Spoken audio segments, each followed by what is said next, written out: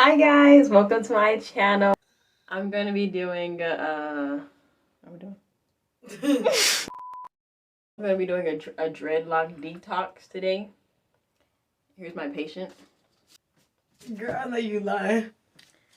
Yeah, and I'm gonna be doing a detox today. So yeah, stay tuned.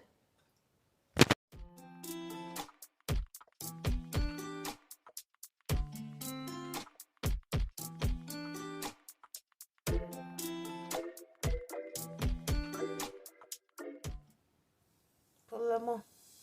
Starting to sizzle. A little more. Alright, that's good. Let it sit for about 15 minutes. Alright. It's 7:56.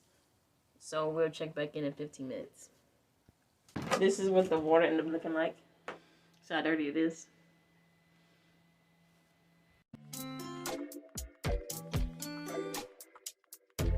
I ended up having to put a face mask on because it stinks so bad. Just to let you guys know. The vinegar stink, not my hair. It's the vinegar that stinks, so I had to put a face mask on.